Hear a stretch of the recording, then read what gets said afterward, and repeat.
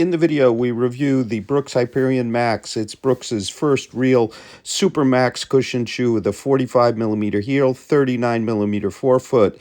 It features a dual density, all supercritical nitrogen infused midsole called DNA tuned, no plate here, and an abrupt rocker, which they call glide sole, which I found very effective. It is focused on comfort, and the upper and the undershoe both reflect it. This is one giant comfortable shoe. In the video, I'm going to give you my impressions from the run and all the details. Hi everybody, Sam from RoadTrailRun. Let's talk about the Brooks Glycerin Max, which is coming out in October 2024, $200. So this is Brooks's answer to the growing trend of Super Max cushions with heels well above 40 millimeters. And we have some others here we're going to compare to, including the Ghost Max from Brooks. So this kind of shoe is really enabled, if you will, by supercritical foams. And here, Brooks has a new foam combination, which they call DNA tuned. So we don't know exactly what the foam is, but it's definitely a dual density foam. This central yellow, which you can see running through, it appears to be a core of very kind of bouncy foam, quite soft. And then we have an outer carrier here, you can see, which may be DNA flash of some kind, or maybe a Loft V3. But this is a foam package quite unlike the Ghost Max 2, which weighs about the same and has all Loft V3. It's a much duller shoe. So what did Brooks do to make this giant stack? And I'm going to tell you what the stack is here in terms of the height. The height is a huge 45 millimeter at the heel, 39 millimeter at the forefoot. And that's the only shoe that's kind of has as high a forefoot stack height is the Skyward from Hoka, which checks in even higher. It checks in on the forefoot at 43 versus 39, a giant of a shoe, and 48 at the heel. So this is Brooks's most max cushion shoe to date.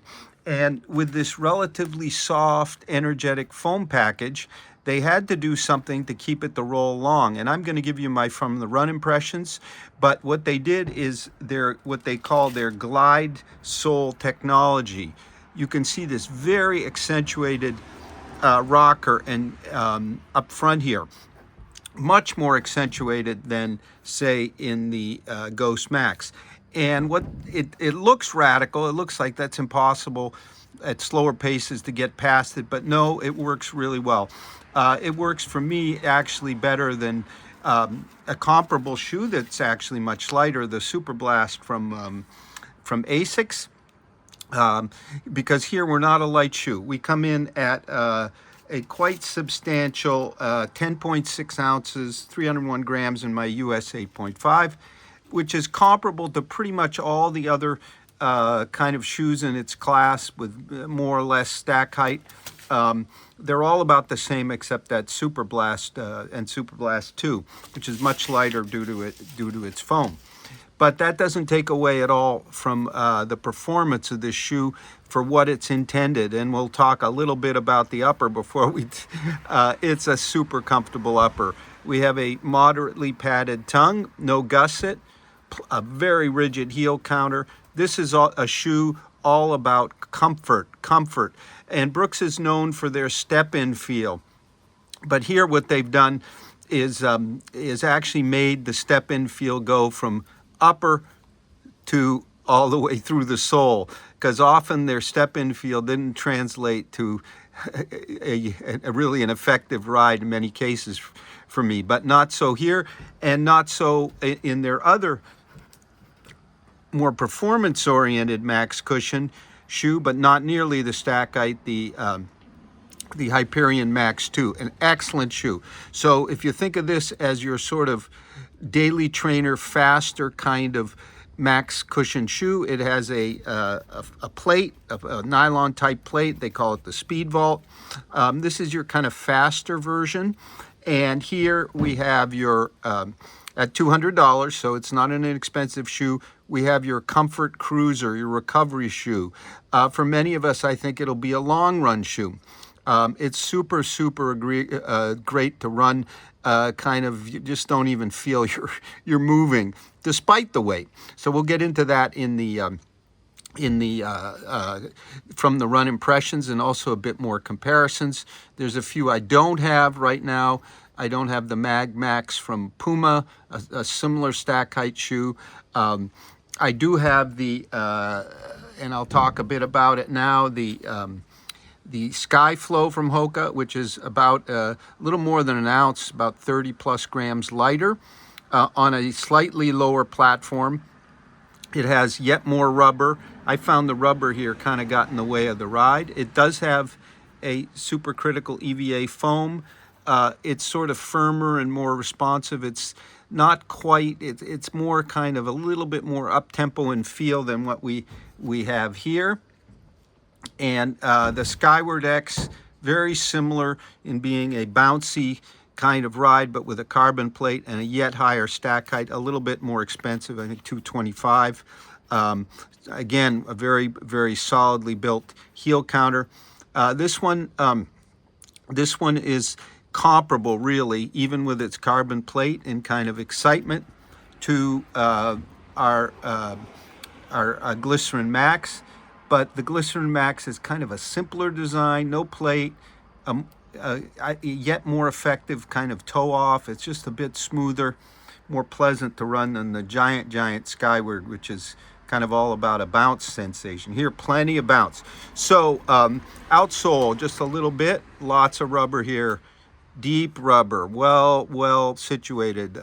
Yesterday I took them out along the coast, and my ultimate test, in addition to wet, is sand over pavement, beach sand that blows, and they did very well, among the best this year, better than some trail shoes.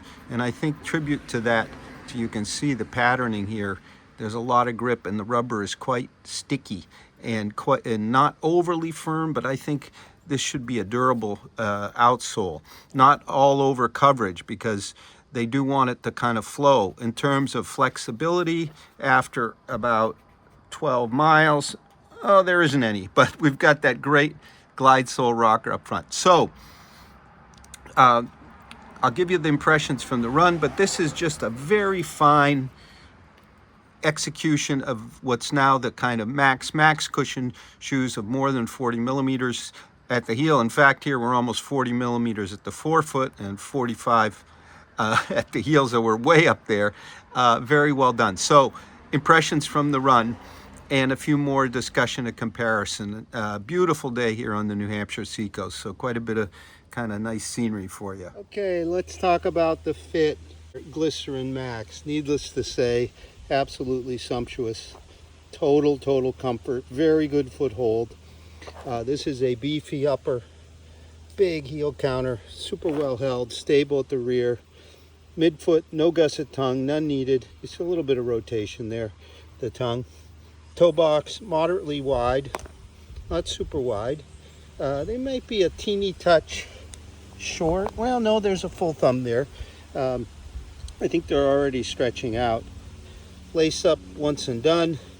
Really 100% focused on comfort here, not on weight, but not overdoing it, because this isn't a sloppy upper, as for example one of the older Glycerin had with the regular upper. Just terrible. This is very secure. I think those wide Brooks logo there are pretty cool. I'm not sure what they do, because they're on the lateral side. Medial side we don't have them, but they sure stand out. So I'm gonna keep going, moving along West Road here, about 940 pace, nice and smooth. What you'll feel here is just much as the upper, just deep, sumptuous cushion, but there's plenty of response also. So it's soft, responsive, not mushy, well pulled together. I would say even relatively stable. I'm noticing the width of the midfoot at 90 is quite wide. Doesn't really get in the way of the transition, but it feels wide. Could be a bit skinnier. And then the glide sole, the rocker up front, glide sole rocker tech, very effective. That sharp looking angle isn't as abrupt in feel as you might expect, but with 39 millimeters up front and no plate, it's tricky to get a good roll, and here Brooks has done it. Of course, our weight at 10.6 ounces is up there, no question. My US 8.5, but this is a shoe focused on that just sheer comfort, and it's fun to run. So initial thoughts, sort of a more recovery oriented shoe for the faster runner, a great beginner's shoe if you got the $200 and you want sort of the ultimate comfort, not planning on going super fast. Also very nice walking. I've walked a bit in it. Clearly it's in that growing category. The only shoe that's higher stack in sort of the Super Max cushion is the plated Skyward X. The only shoe lighter, and quite a bit lighter, a couple ounces lighter, is the Asics Super Blast, no plate, all Flight Foam Pro foam. So, but that's a more aggressive kind of shoe, not as slow pace friendly as this one, but boy is it lighter. Gonna keep running. So there's an unmistakable sense of really nice energetic bounce here. Not overly crazy, unstable, soft, but really quite responsive for such a soft shoe and a giant stack. Again, I think outsole playing a big role there. Here's another picture of the outsole. So I'm just cruising along really smoothly here. Yeah, not really noticing the weight, it's there. But this isn't a shoe for those super fast days for me. For that, I'd go over to Brooks's Hyperion Max 2. Lower stack, DNA Flash V2 foam, as in their Elite V4 and regular Hyperion. Has a nylon plate, so some propulsion, nice and stable. That one's a really good option, if you will, in the more max cushion daily trainer category from Brooks. Well, I haven't run it. The Hyperion 2, same foam as Hyperion Max, is a fast little shoe. We really like that one, and Josh Kerr said his world road mile, I think 351, in what's essentially a lightweight trainer. So Brooks is really on the move in their Hyperion line, and here their Glycerin line.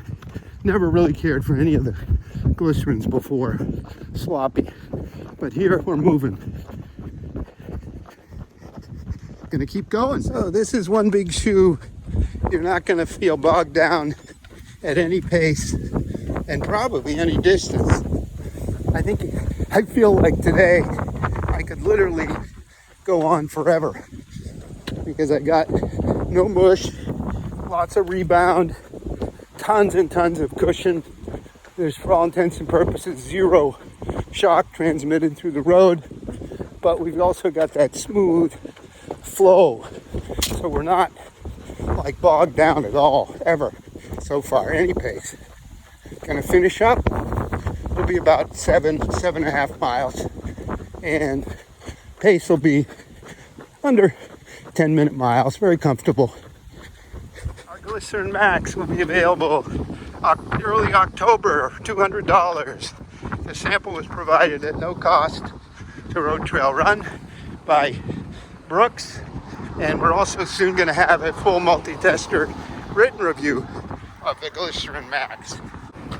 Okay, everybody, thank you very much for watching. Have a great run.